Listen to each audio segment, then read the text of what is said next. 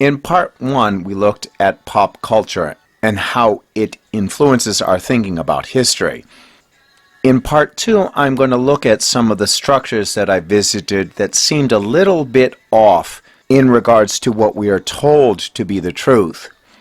Here again is Ben McBrady explaining what he and many other cultures had believed happened many years ago. The order of which I may be the last member, by tradition, came into existence after the last great cataclysm or catastrophe which affected the world. Now, with these great and terrible impacts on the earth by great electrical storms being caught up in the tails of meteors or showers of meteorites, civilization as we know it was totally destroyed. And in Japan's case, we know what really destroyed the old civilization.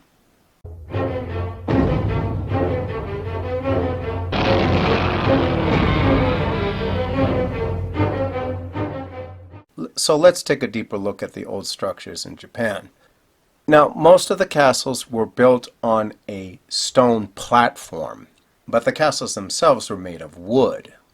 Now, sometimes that makes a lot of sense because of the need for a strong foundation and the easier use of wood to make the structure. However, wood kind of burns easily, and most of the castles in Japan have been burnt to the ground, leaving only the stone platform. More or less this fit the kind of logic you would find in Japanese structures, since most of the major structures, and some quite beautiful in Kyoto for example, are made of wood. However, the castle in Sendai is a little bit unusual, and while I'm not saying it wasn't built the way that they said it was, there are many things that kind of don't add up about this castle, and castles in general. The platform of the castle itself is about 4 football fields.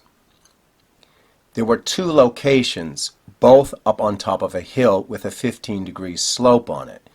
I climbed it myself, and it's a very hard climb. They said it was built back in the 1600s, which means that there were no roads, no trains, only jinriksha, horse and cart or oxen cart. However, when you look at the site, the stones are huge. They are precisely cut, better than most castles, and are in 2 locations on top of a hill that cover about 4 football fields. So in the 1600s, which there's little information on the population of Sendai at the time, there were probably about 100,000 people at the most of them 5 foot, 5'3" on a low protein diet, many of them old or children or women who were likely in professions other than cutting and carrying large stones. They managed to build a castle with a view that burnt down 6 times. And it never occurred to them to maybe, if they're going to build a huge base out of stone, that maybe even part of the actual castle have a stone base to it. But maybe the taste of a narcissistic samurai needs the wooden castle with a room with a view. Now, I looked at the stones of several castles. The modern rebuilt ones are very poorly cut. You can see the markings on the stone. The castles that were in the middle of a city, they were mixed. Some were very precise, some were not so good. But these were incredible. They fit nearly perfectly, as you can see here. As I said, most castles were built in a city, in the middle of a city, so the residents, if they were under attack, could escape to the castle. This one was built on a very steep hill, which would of course made it very difficult for the city folk to escape to the castle. Having said that, there were two castles up on top of the hill. I would have thought that if the samurai were planning out castles, they would have put one in the city and one on the hill, which would have made more strategically and financial sense. They could protect the people who make the food for the samurai in the city, and if things got really bad, they could all escape up to the hill, or the samurai on the hill castle could come down and support the occupants of the city. Now, here's a map of a large city typical in Japan in the 1800s. You can see that there are very few buildings and it's sparsely populated. Imagine what it was like in the 1600s. Again, I find it very difficult that the local masonry collected all of these huge stones. They would crush a riniksha easily due to their size and weight. So that begs the question, did they really carry those stones up a 15-degree slope on horse and cart with only a footpath that leads up to the hill?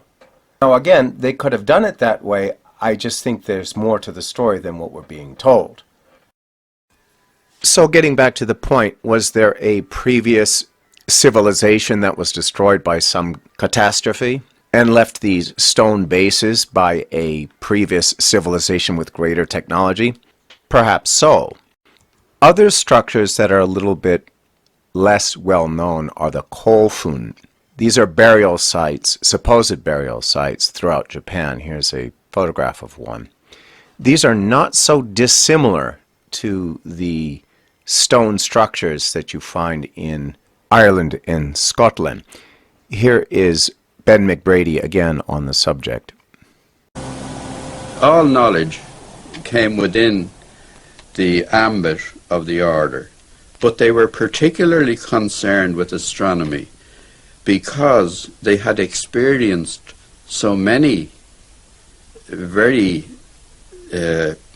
significant calamities, and it was thought that a full knowledge of astronomy would enable enable them to predict conditions when these calamities were likely to take place and take some kind of action to protect themselves.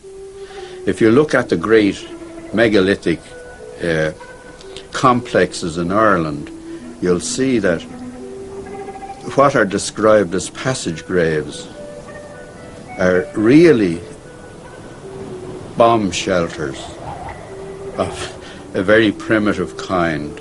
They are well above any tidal wave level, and they also afford protection from meteoric showers. These shelters from aerial bombardment are very common, and they're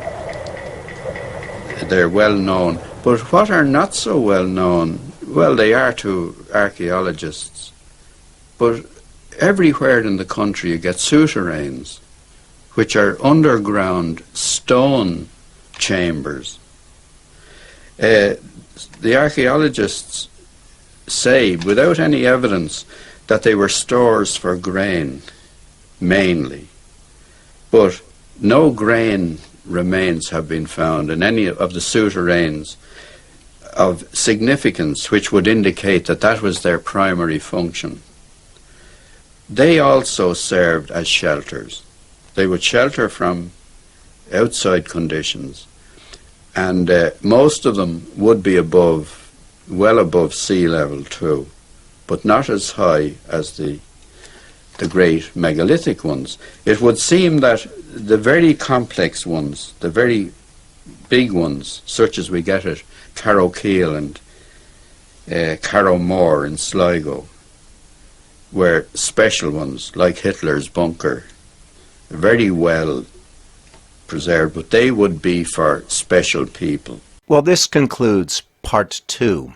In part 3, I'm going to be looking at the psyche and the culture of people today versus what it might have been in the past. During my trip, I noticed I could read some people's auras more easily than others. And that was mainly because the older people, but not all of them, were more refined in their psyche than the younger people who seemed to be more like drones, clone souls, or the so-called NPCs. Now, this wasn't always the case, and I'll give some examples in the next video. However, it is kind of disturbing because it seems as though the society we have now is rapidly moving into a direction where spiritual growth has very little meaning. Well, that's all for this video. I hope you found it interesting. Thank you for watching, and I hope to see you in the next one.